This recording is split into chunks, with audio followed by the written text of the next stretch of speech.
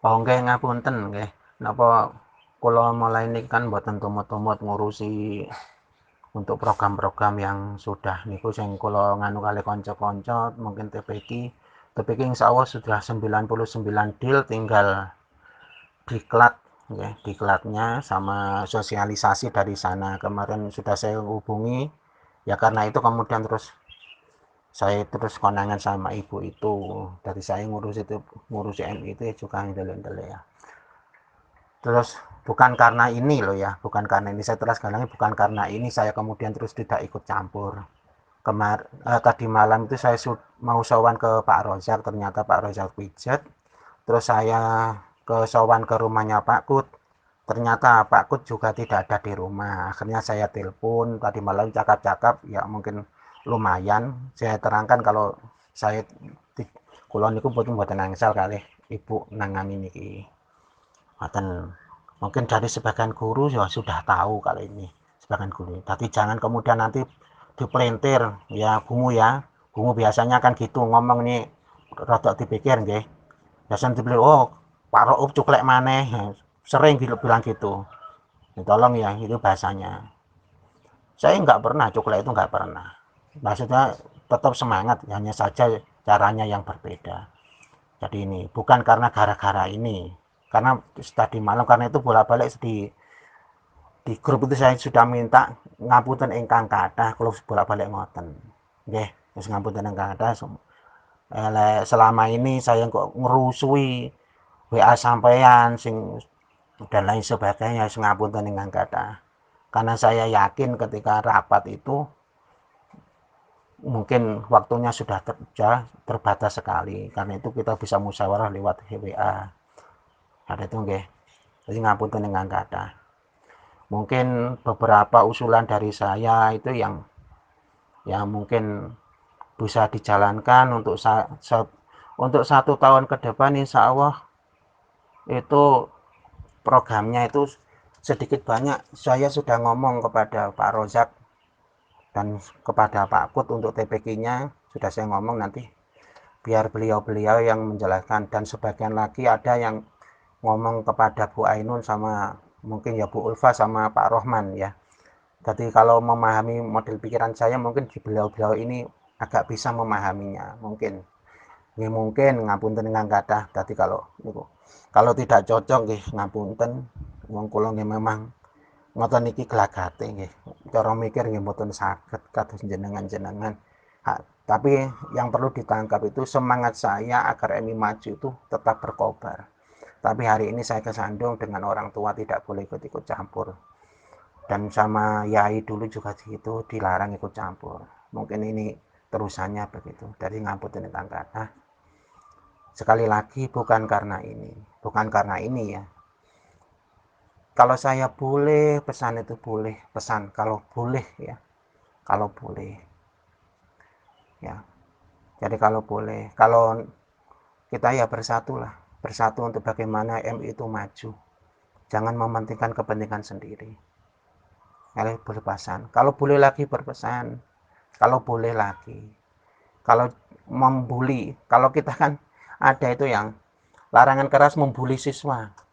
Tapi sebenarnya tidak menutup kemungkinan kalau membuli guru juga janganlah, kalau bisa itu jangan.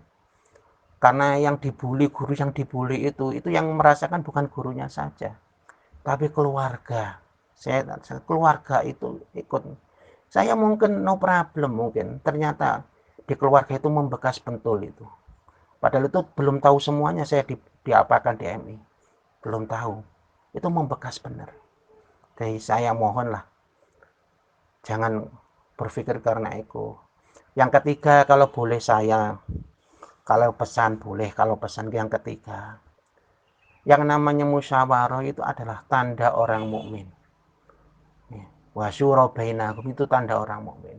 Silakan bermusyawarah.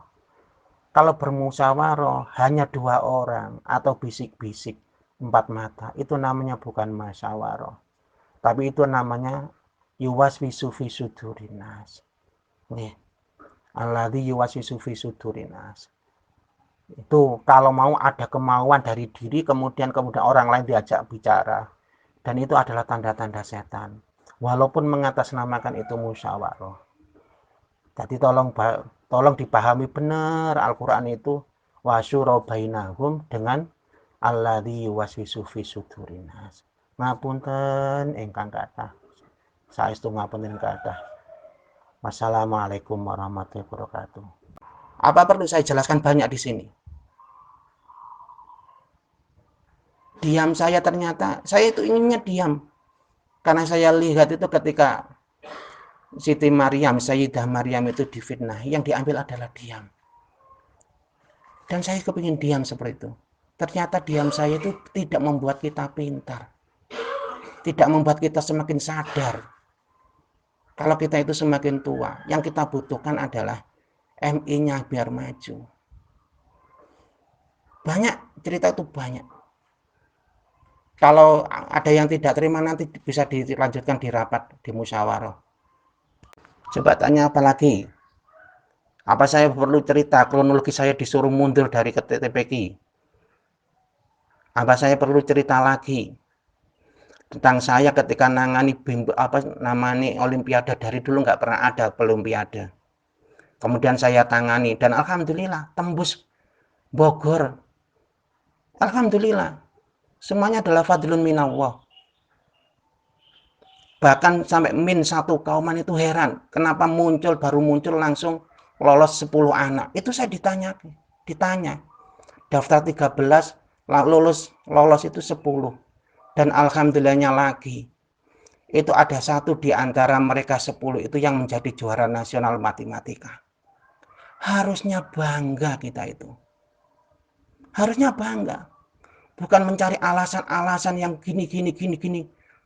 Kemudian endingnya apa? Endingnya saya disuruh. Bukan disuruh. Ketika saya tidak ikut rapat langsung diganti ketua olimpiadanya. Alhamdulillah. Alhamdulillah. Yang penting niatan saya untuk kemajuan MI itu ada. Saya nggak pernah mempermasalahkan itu. Tapi kalau sampai seperti ini, saya harus jelaskan. Biar kita itu semakin cerdas, semakin pintar. Ayo ditanya kenapa lagi? Saya mundur dari TPQ lo oke, no problem, nggak apa-apa. Saya mau jelaskan di sini. TPQ itu dari dulu, ngapunten ya, dari dulu itu ada yang Bu Maryam, saya sebut nama saja biar paham. Bu Maryam itu punya usul kepada Pak Rozak agar metode Umi. Kemudian Pak Rozak juga tidak membicarakan itu dengan saya. Alhamdulillah Pak Rozak justru ngomong dengan saya itu benar apa tidak. Pak, ini ono sing ngusul gawe metode Umi. Nanti Pak Rozak bisa kalau ngomong saya itu salah. Ketika itu saya masih di depan kantor, agak ke utara. Pak, niki metode Umi, kajeng damel metode Umi enten ngusul. Kula pun omong-omongan kalih Bu Ainun sebagai kesiswaan dan kalih Abadul sebagai penasihat TPQ. Nggih Pak aku. Nggih kula rantos mawon, kula manut mawon. Kula mangke lek ikut-ikut malah mboten sami kados sing dikersakake. Saya bilang gitu. Ternyata tidak ada. Lama tidak ada. Dan ketika itu saya itu bilang kepada Bu Maryam, Bu, kapan guru-guru di diklat? Ketika itu memang masih dalam situasi COVID, ya agak mendingan. Kapan di diklat? Mau saya itu, kalau nanti di diklat, itu kita guru-gurunya sudah siap. Ketika normal, kita tinggal masuk TPQ-nya. Kemudian Bu Maryam menjawab apa? Ia menjawab tidak sebutkan. Kalau mau jelas silakan tanya Bu Maryam. Jawabannya apa? Tapi saya mohon jawabannya harus jujur Bu Maryam. Jelas itu. Akhirnya ketemuan lagi kedua, kemudian kapan Bu diklate? Lek kepingin iki lho ana tutorial aku duwe nomere anak buahku. Tapi jawabannya juga bulat lagi. Nanti biar Bu Maryam sendiri yang komentar di sini. Kalau nanti tidak sama, saya komeni Bu Maryam. Tidak sama dengan awal. Akhirnya tidak ada lagi. Dan yang ketiga, Saya tanyakan, Bu kapan iki kaya wis katene iki wis mulai normal, karena ketika itu adalah masuknya jam 11, pulangnya jam 11 MI, belum sampai jam setengah 1. Yang mengejutkan lagi, apa kata Bu Maryam? Pak, iki jare wong-wong iku wong guru-guru ngomong. Iki jare guru-guru. Lek sampean gak mundur teko ketua TP ki, sing nangani Umi engko sungkan. Saya bilang, walang nggih wong ngoten mawon. Demi kemajuan MI apa yang tidak saya lakukan? Nggih kula tak mundur. Alhamdulillah, dalam waktu setahun tidak ada. Tidak bergerak sedikit pun TPK itu. Ketika itu saya disuruh mundur, saya bilang kepada Pak Rozak, Pak kula niki pun wancine mundur. Pak Rozak kan bilang, nggih. Itu bilangnya satu kata nggih. Kalau nanti kemudian ada tambah-tambahan, bisa kita cross check. Hanya itu saja. Nggih pun kula medal. Ya, kemudian PBDB. PBDB saya difitnah begini-begini. Terus kemudian disuruh mundur. Padahal yang mengangkat saya ketika itu di ruang UKS adalah guru-guru semuanya. Karena memang dari dulu saya bermain di balik layar. Tapi dalam rapat itu Pak Nurali sama Pak Rozak diam saja. Akhirnya tetap kemudian terus ditetapkan karena orang-orang ini nyuruh, akhirnya dimasukkan PBDB. Akhirnya ada salah satu guru itu yang kemudian marani Bu Ulfa, entah di mana Bu Ulfa bisa jawab itu. Katanya menyampaikan pesan Pak Rozak, saya disuruh mengeluarkan dari PPDB. Oke, saya nggak ada masalah. Dan dari dulu saya tidak pernah mempermasalahkan itu. Karena mundur ya sudah, saya mundur. Dimintai sumbangan pikiran, saya kasih. Sumbangan pikiran itu adalah fadlun minallah. Saya kasih. Hanya sumbangan pikiran saja, saya kasih.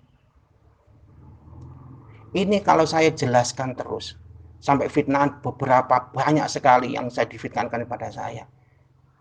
Mungkin memori sampean habis di sini. Karena untuk merangkum beberapa kejadian yang sekitar 5 tahun memusuhi saya, itu nggak mungkin saya seutarakan di sini. Kalau sampean mau jelas, silakan datang ke rumah. Kalau sampean yang terhormat tidak mau datang, saya datangi nggak apa-apa Pak Sodik. Saya difitnah itu banyak Pak. Kalau saya dari awal sampean itu ngomong itu nyelekit Pak Sodik, tanya itu nyelekit. Saya terangkan. Pertama, saya terangkan di sini, menisana. Pertama, saya katanya ngusungi arek yang ngaji di Godong dibawa ke sini. Saya jelaskan ya, perlu saya jelaskan di sini. Juga ini pribadi ini. Anak-anak yang ngaji di Godong itu di luar kelas 6-nya itu ya saya yang ngajak. Pertama kali ngajak itu di Mbok Purah. Ngajinya di Mbok Purah. Dinianya belum saya dirikan ketika itu. Tapi ternyata kemudian saya disuruh sama Pak Nurali untuk mengajak anak-anak ke wali murid untuk pindah ke Godong. Intinya begitu. Kalau tidak percaya, tanyakan anak-anak yang sekarang masih ada. Dan ketika saya kemudian ada sesuatu, kemudian pindah gak cocok lah. Mungkin Pak Nurali dengan saya gak cocok. Akhirnya saya bilang kepada anak-anak, saya nggak ngaji di sini. Anak-anak tetap tak suruh ngaji di sana. Ternyata dalam waktu seminggu anak-anak nggak ada yang ngaji. Kemudian wis lek ngono ngene ae aku. Golek nggon, lek gak gelem balik nggon, golek nggon nok kono. Golek nggon terserah nok endi, tak parani. Akhirnya kemudian kesepakatan wali murid itu akhirnya di Ndayangan. Tak parani Ndayangan. Setelah di Ndayangan itu alhamdulillah karena fitnahan bimbel itu kemudian merajalela seperti itu, akhirnya dihentikan bimbelnya dan akhirnya saya kewalahan anak-anak itu kemudian les di sini. Dan saya minta pertemuan wali murid di Ndayangan itu, saya pamit saya tidak bisa meneruskan. Ternyata wali murid itu saya mengatakan kersane ngaos teng badan jenengan sih pindah Pak. Itu masih ada. Saya sampaikan kalau ingin tahu silakan tanyakan orang tuanya, masih ada semuanya. Biar jelas. Zaman itu bener kata aneh meneng, tapi ngomongnya kayak nyelekit sama nih. Lek gak tak jelas ngene kok sampean ngesakno sampean aku. Sampean akan diguyu wong ngomong terus ngono. Sekali lagi, dalam situasi seperti ini, kita itu sudah menurun. Ya, sudah menurun kegiatan kita. Harusnya kita itu kemudian mempersatukan diri. Harusnya gitu. Apa telinga kita itu tidak mendengar orang-orang itu bicara apa tentang MI? Kalau mungkin Pak Rozak ala Bapak wong ngomong, tapi saya tidak. Andai kata saya yang disakiti dari dulu, saya tidak peduli dengan MI, saya tidak akan pernah ngurusi ini. Tidak pernah. Tapi nyatanya apa? Rasa alumni saya kepada MI itu jauh lebih besar daripada cercaan orang-orang dan fitnahan orang-orang dan fitnahan beberapa guru di MI. Itu harus dipikir.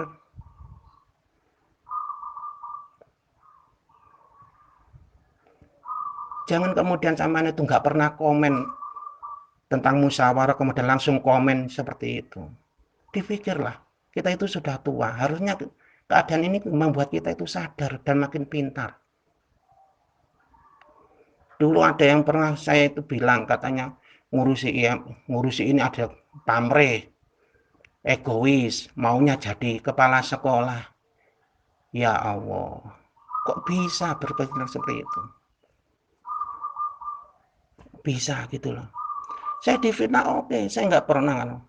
Saya tiap ada masalah fitnah saya itu santai, nggak ada apa-apa, santai.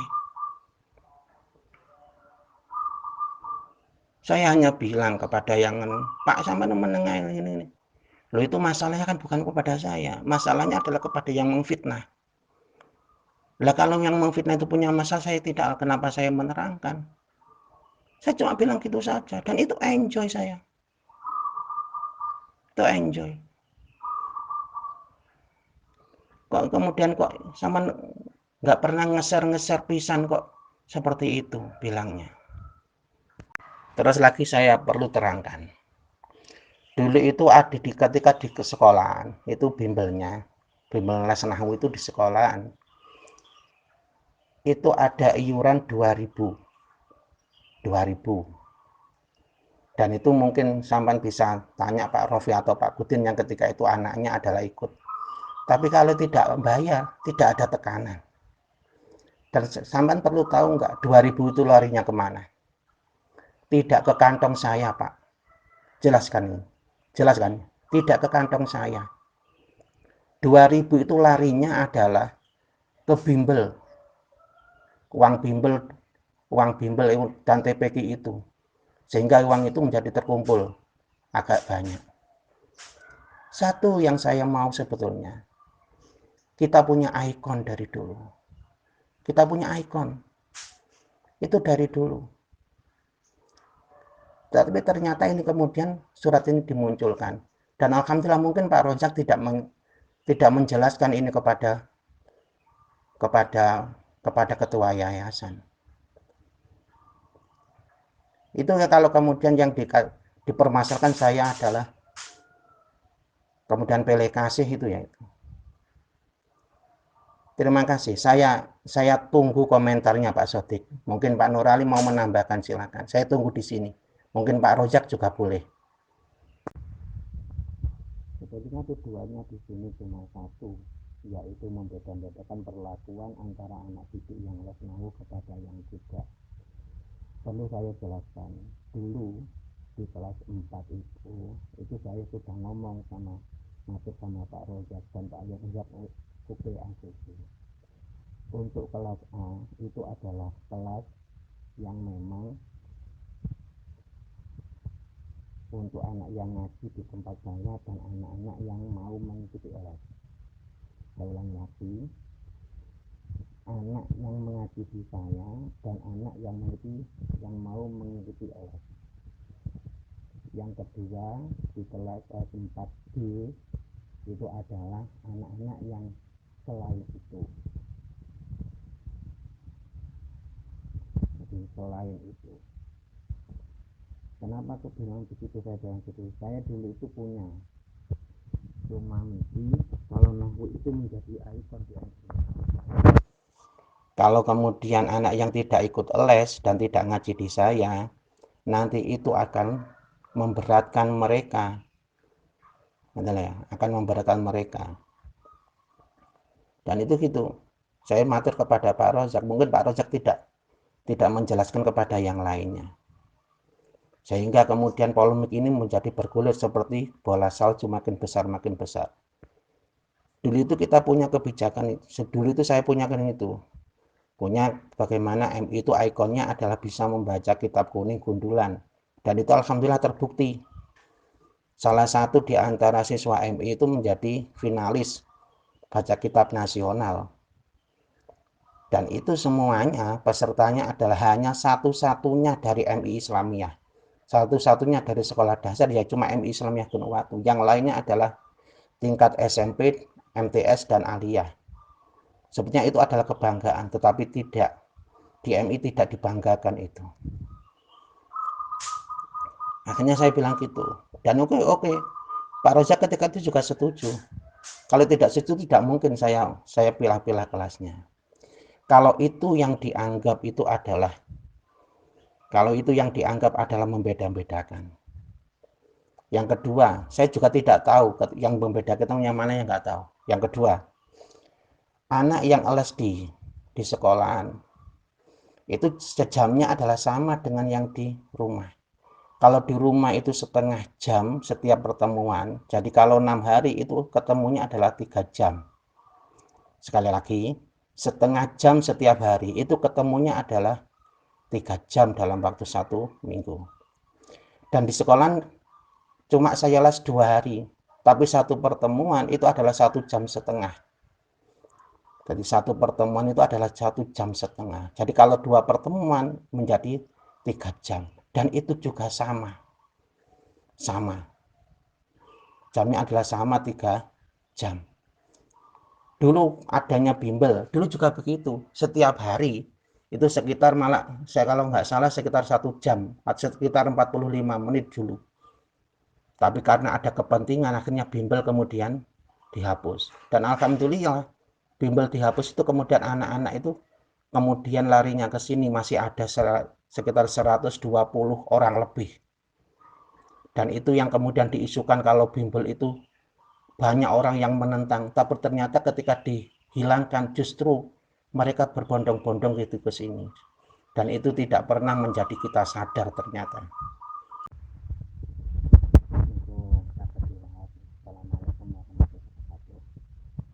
Melalui surat ini pengurus Yayasan Pendidikan Islam dan Pendidikan menyampaikan kepada saudara Kepala MI Islamiyah Gunung bahwa dengan memperhatikan dan mempertimbangkan satu surat wali murid tanggal 12 Maret 2020 yang isinya sangat keberatan dengan sikap Bapak Abdul Rauf SHI guru mata pelajaran Nahwu yang membeda-bedakan perlakuan antara anak didik yang les Nahwu kepada yang tidak.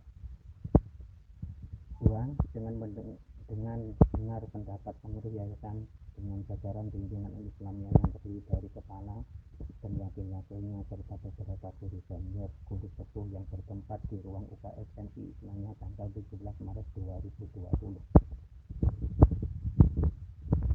Maka pengurus yayasan mengambil kebijakan sebagai berikut.